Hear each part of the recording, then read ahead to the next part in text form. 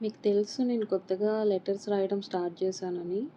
So, నేను దాని గురించి కొంచెం డిస్కస్ చేద్దాం అనుకుంటున్నా. వాళ్ళైతే ఎక్కడ పోస్ట్ చేయొద్దు అని చెప్పారు. బట్ నేను దానికి కాంటెక్స్ట్ మాత్రమే చెప్దాం అనుకుంటున్నా. యాక్చువల్లీ నేను ఓన్లీ లెటర్స్ మాత్రమే రాద్దాము. ఇంకేమీ ఎక్స్‌ట్రా పెట్టుకోవద్దు అని అనుకున్నా.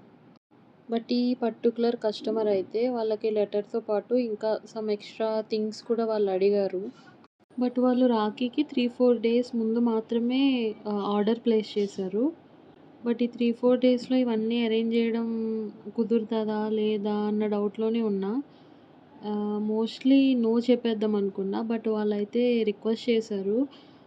ఇట్లా చేసేవాళ్ళు ఎవరు లేరు. కొంచెం ట్రై చేయండి. ఎక్స్‌ట్రా థింగ్స్ కూడా యాడ్ చేయడానికి. అండ్ చాలా రిక్వెస్ట్ చేశారు.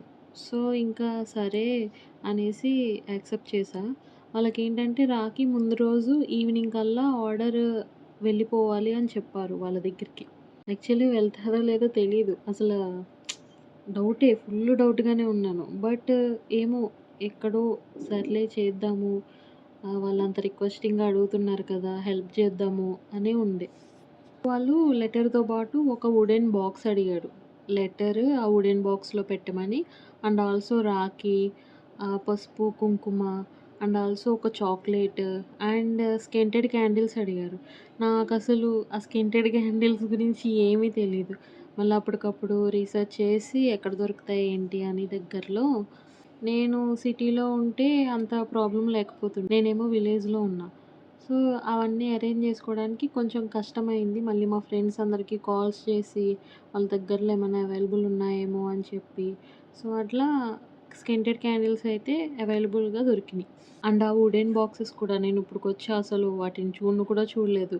అవి కూడా మళ్ళీ మా ఫ్రెండ్స్ అందరికీ కాల్ చేసి, ఎక్కడ దొరుకుతాయి ఏంటి అని రీసెర్చ్ చేసి, సో, అవి కూడా అరేంజ్ చేసుకున్నా. రాఖీ నా దగ్గర ఆల్రెడీ ఉంది. అది వాళ్ళకి చూపించాను. వాళ్ళకి బాగా నచ్చింది. సో, అది పెట్టేమన్నారు.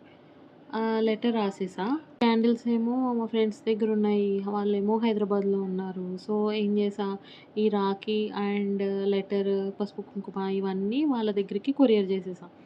సో, ఆ వుడెన్ బాక్స్ అండ్ ఇవన్నీ వాళ్ళు తీసుకొని అన్నీ ప్యాక్ చేసి కస్టమర్ ఎవరైతే ఉన్నారో వాళ్ళకి ర్యాపిడో చేసేసాం. హైదరాబాద్‌లోనే కాబట్టి. ఇక్కడ మెయిన్ ఏంటంటే రాఖీ ముందు రోజు ఈవినింగ్ కల్లా పక్కా ఆ ఆర్డర్ అనేది వాళ్ళ దగ్గర ఉండాలి అని చెప్పారు. యాక్చువల్లీ నిన్న ఏమైందంటే మొన్న అమీర్పేట్‌లో అండ్ హైదరాబాద్‌లో మొత్తం వచ్చిన వర్షంకి ఈ ఫుల్లు వాటర్ వచ్చేసి ఎక్కడికక్కడ ట్రాన్స్‌పోర్ట్ అంతా ఇబ్బందిగా అలా ఉంది. నిన్న మార్నింగ్ చూస్తేనేమో కొరియర్ డిలే చూపిస్తుంది. మేబీ సాటర్‌డే వెళ్ళొచ్చు అని. అమ్మో! నాకైతే ఫుల్లు టెన్షను. మనమేమో మాటిచ్చేసాము. ముందు రోజు ఈవినింగ్ కల్లా ఇచ్చేస్తామని. ఇక్కడ చూస్తేనేమో ఇలా అయింది అని. ఆమె ఒకటే ఫోన్‌లు. "వెళ్తదా మేడం? ప్లీజ్ మేడం ఏదో ట్రై చేయండి. ఈవినింగ్ కల్లా వెళ్ళిపోవాలి, ఈవినింగ్ కల్లా వెళ్ళిపోవాలి" అని. ఆమె ఫుల్ ఎక్స్‌పెక్టేషన్స్ పెట్టేసుకుంది. ముందు రోజు ఈవినింగ్ కల్లా వెళ్ళిపోద్ది అని. బట్ అదేమో వెళ్ళేలా లేకపోయేసరికి ఆమె కొంచెం డిసప్పాయింట్ అయ్యి, "అదేంటి మేడం మీరు మాటిచ్చారు కదా! వెళ్ళకపోవడం ఏంటి?"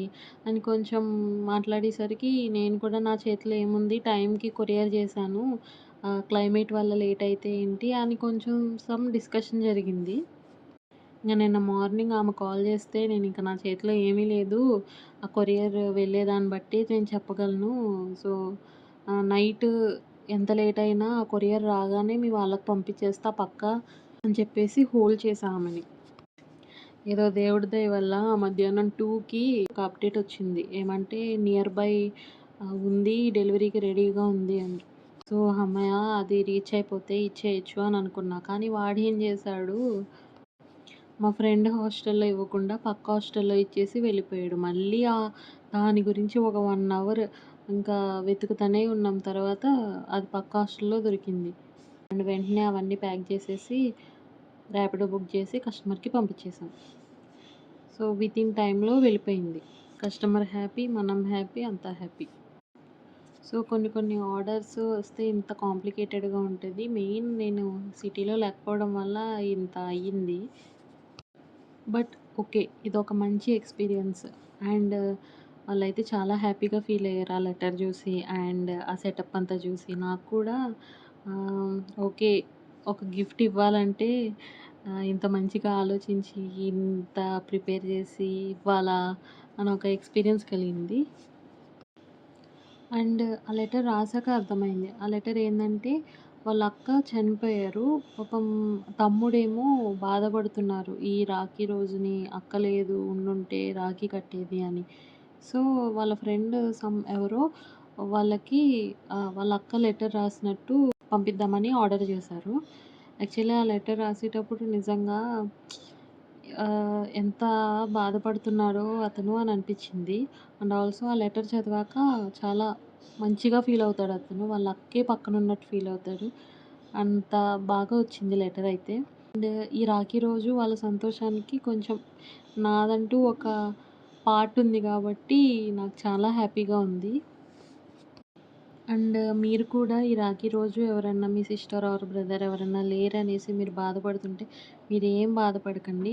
వాళ్ళు మీ గురించి ఆలోచిస్తూ ఉంటారు. మీ చుట్టూనే మిమ్మల్ని చూస్తూనే ఉంటారు. మీరు బాధపడితే వాళ్ళు కూడా బాధపడతారు. సో, వాళ్ళ గురించన్నా ఈ రాఖీ రోజుని సంతోషంగా ఉండండి మీరు. హ్యాపీ రక్షాబంధన్.